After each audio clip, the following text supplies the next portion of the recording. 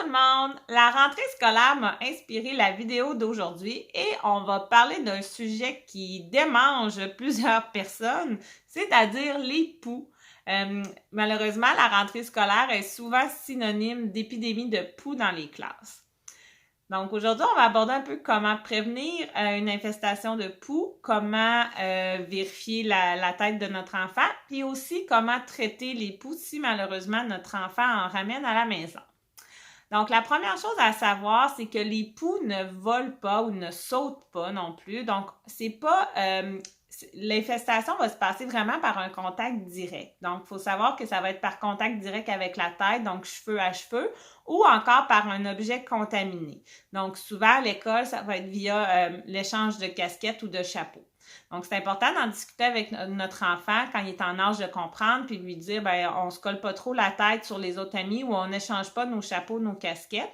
On laisse pas non plus les casquettes ou les chapeaux traîner dans la case, surtout quand c'est des cases partagées avec d'autres amis. On essaie de les ranger dans le chandail ou encore dans le manteau, dans les manches de manteau. En plus, c'est un super truc pour pas les perdre dans la case.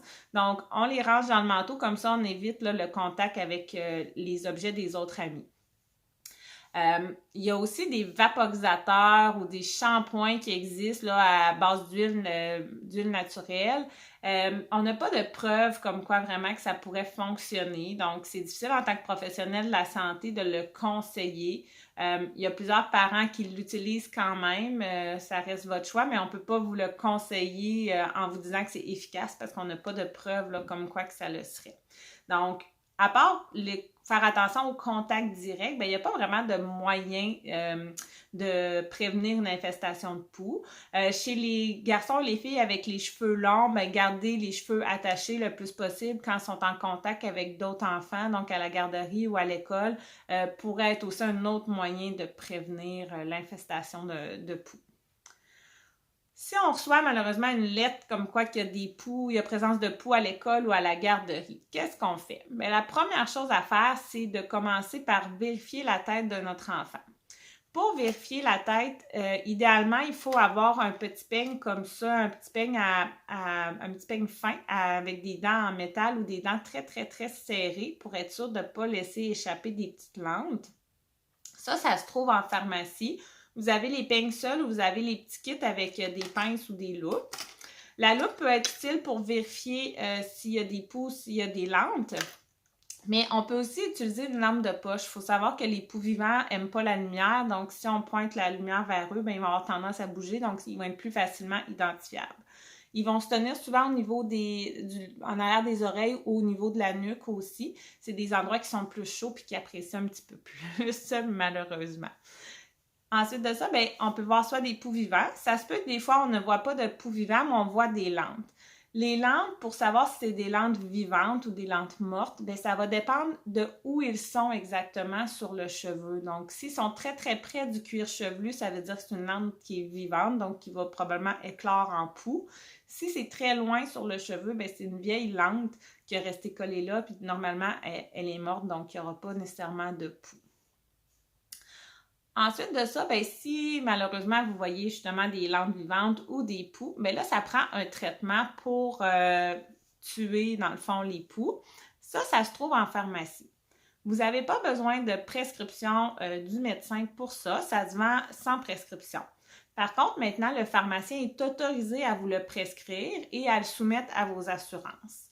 Les prescriptions pour ces produits-là coûtent des frais, donc il y a des frais de prescription.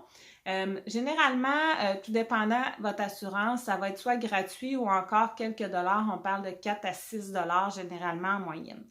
Par contre, le médicament va passer, le traitement va passer sur vos assurances. Et c'est là que vous allez être gagnant parce que souvent, un traitement qui est 40 dollars va finalement vous coûter à peu près même pas une dizaine de dollars, incluant la prescription. Donc, ça vaut la peine de consulter votre pharmacien. De toute façon, généralement, ces produits-là sont gardés en arrière du comptoir. Donc, parlez-en à votre pharmacien puis demandez-lui voir s'il peut vous faire une prescription pour ça. Vous allez sauver des sous, puis en même temps, il va pouvoir vous expliquer exactement comment l'utiliser. Il y a plusieurs traitements qui s'offrent à vous. Ça va dépendre du milieu où que vous êtes, ça va dépendre aussi de la pharmacie ou des choix des pharmaciens. Selon certaines régions, il y a des régions qui ont des traitements qui marchent mieux que d'autres. Ça, c'est géré vraiment au niveau gouvernemental. Ils nous envoient des mises à jour à savoir là, quel produit là, fonctionne mieux dans notre région. Donc, c'est avec la consultation du pharmacien que vous allez savoir exactement quel produit utiliser. Parfois, sur les tablettes, vous allez trouver des produits, comme je vous disais, plus à base de produits naturels, d'huile naturelle, ou encore, je sais qu'il existe des peignes un peu électriques là, qui envoient comme des ondes électriques pour tuer les poux. On n'a pas de preuve que ça fonctionne, donc on ne vous les suggère pas nécessairement. Donc, vraiment, venez consulter votre pharmacien. En ligne, il y a plusieurs ressources aussi pour vous aider à savoir. Parce que des fois, les gens, ils viennent nous voir et ils ne savent pas s'il y a des poux, ils ne savent pas si c'est des lentes, ils ne savent pas quoi faire exactement. Donc, il y a plusieurs ressources en ligne pour ça. Je vais vous les mettre en lien avec la vidéo. Je vais aussi vous mettre en lien le petit guide sur les poux qui est fait par le gouvernement, qui est très instructif. Vous avez toutes les choses à faire dedans. Autant pour faire l'examen de la tête que pour nettoyer et les traitements là, à faire si jamais il y a vraiment des poux à la maison. L'autre chose qu'il faut savoir, c'est qu'on ne traite pas les gens qui n'ont pas de poux, même s'il y en a d'autres à la maison. Donc, si, exemple, votre fille a des poux, mais on ne va pas traiter nécessairement toute la famille. Donc, on traite seulement la personne qui a des poux vivants ou des landes vivantes au niveau du cuir chevelu. Donc, ça, c'est important à savoir. Des fois, les gens le comprennent mal.